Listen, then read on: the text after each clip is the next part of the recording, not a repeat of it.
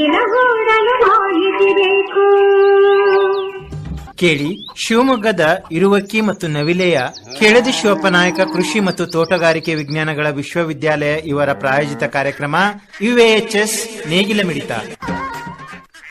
ಅಡಿಕೆ ಬೆಳೆಗಾರ ರೈತ ಬಂಧುಗಳಿಗೆ ಕೆಳದಿ ಶಿವಪ್ಪನಾಯಕ ಕೃಷಿ ಮತ್ತು ತೋಟಗಾರಿಕಾ ವಿಶ್ವವಿದ್ಯಾನಿಲಯದಲ್ಲಿ ಕೀಟಶಾಸ್ತ್ರ ವಿಭಾಗದಲ್ಲಿ ಹಿರಿಯ ಪ್ರಾಧ್ಯಾಪಕರಾಗಿ ನಿವೃತ್ತಿ ಹೊಂದಿದ BK ಶಿವಣ್ಣನವರಿಂದ ಇಂದಿನ ನೇಗಿಲ ಮಿಡಿತದಲ್ಲಿ ಅಡಿಕೆಗೆ ಬರುವ ಸುಳಿ ತಿಗಣೆ, ಅದರ ಹಾವಳಿ ಹಾಗೂ ನಿರ್ವಹಣೆ ಬಗ್ಗೆ ಮಾಹಿತಿಯನ್ನು ತಿಳಿದುಕೊಳ್ಳೋಣ.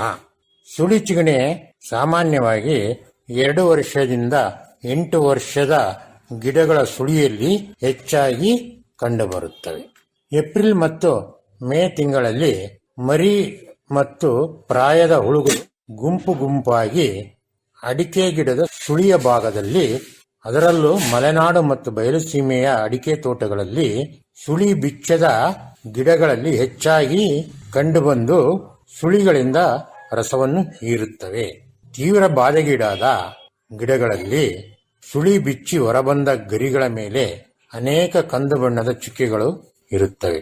ದಿನ ಕಳೆದಂತೆ ಗರಿಗಳ ಮೇಲಿರುವ ಚುಕ್ಕೆಗಳ ಮೇಲೆ ರಂಧ್ರಗಳು ಮೂಡುವುದಲ್ಲದೆ ಗರಿಗಳು ಕಸಬರಿಕೆಯಂತೆ ಕೆಳಗೆ ಜೋತು ಬೀಳುತ್ತವೆ. ಇದರಿಂದ ಗಿಡಗಳ ಬೆಳವಣಿಗೆಗೆ ಬಹಳಷ್ಟು ತೊಂದರೆಯುಂಟಾಗುತ್ತದೆ.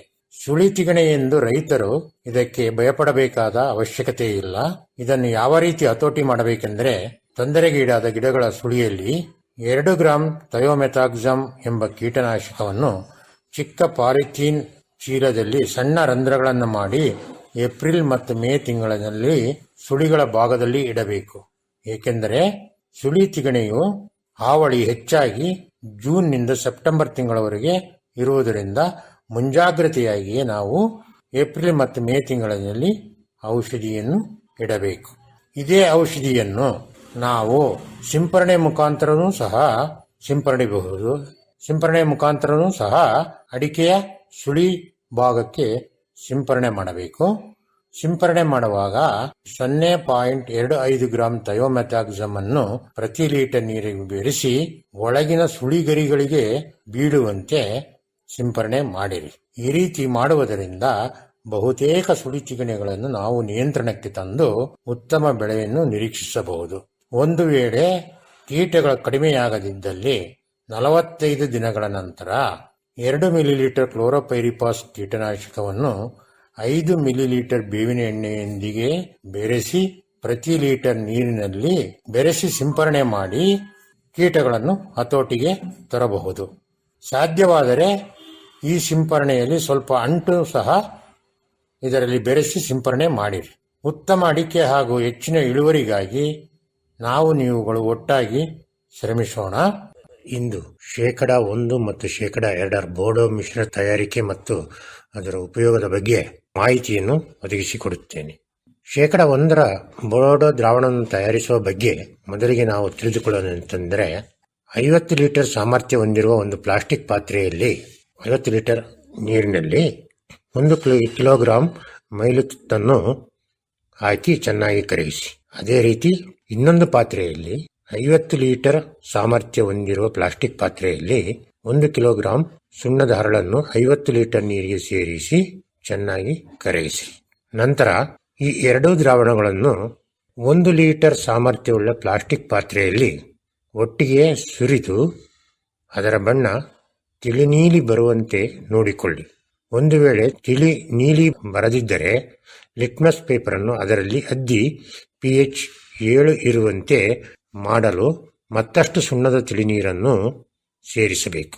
ಈ ತರಹ ತಿಳಿ ನೀಲಿ ಬಣ್ಣಕ್ಕೆ ಬಂದ 1% ಬೋಡೋ ದ್ರಾವಣವನ್ನು ನಾವು ಕೊಳೆ ರೋಗಕ್ಕೆ ಸಿಂಪರಣೆ ಮಾಡಬೇಕು.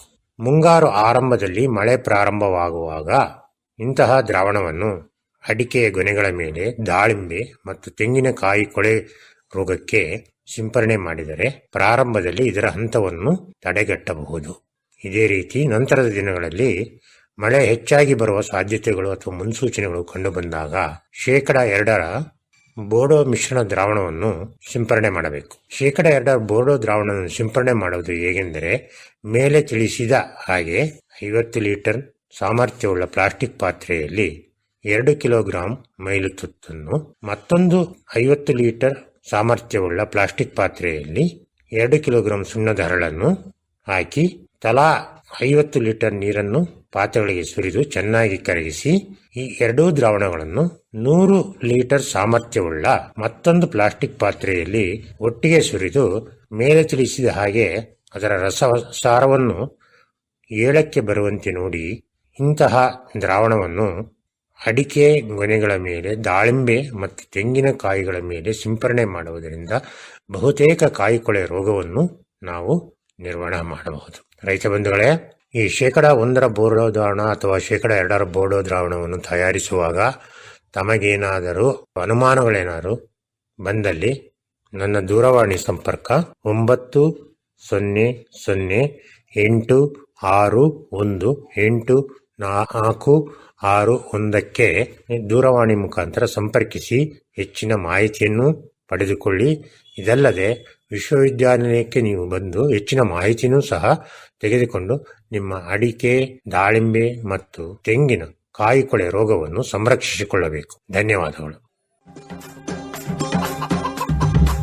ಇದುವರೆಗೆ ಶಿವಮೊಗ್ಗದ ಇರುವಕ್ಕಿ ಮತ್ತು ನವಿಲೆಯ ಕೆಳದಿ ಶಿವಪ್ಪನಾಯಕ ಕೃಷಿ ಮತ್ತು ತೋಟಗಾರಿಕೆ ವಿಜ್ಞಾನಗಳ ವಿಶ್ವವಿದ್ಯಾಲಯದ ಪ್ರಾಜೆಕ್ಟ್ವದ ಅಡಿಯಲ್ಲಿ ಆಕಾಶವಾಣಿ ಭದ್ರಾವತಿ ಕೇಂದ್ರದಲ್ಲಿ ಸಿದ್ಧಪಡಿಸಲಾದ ಕೃಷಿ ಮತ್ತು ಕೃಷಿ ಅವಲಂಬಿತ ವಿಷಯಗಳ ಜ್ಞಾನ ತುಂಬುವುದಕ್ಕಾಗಿಯೇ ಇರುವ ವಿಶೇಷ ಕಾರ್ಯಕ್ರಮ UAHS ನೇಗಿಲ ಮಿಡಿತ ಆಕಾಶವಾಣಿ ಭದ್ರಾವತಿ, ಚಿತ್ರದುರ್ಗ ಮತ್ತು ಮಂಗಳೂರು ಕೇಂದ್ರದಿಂದ ಏಕಕಾಲಕ್ಕೆ ಪ್ರಸಾರವಾಯಿತು.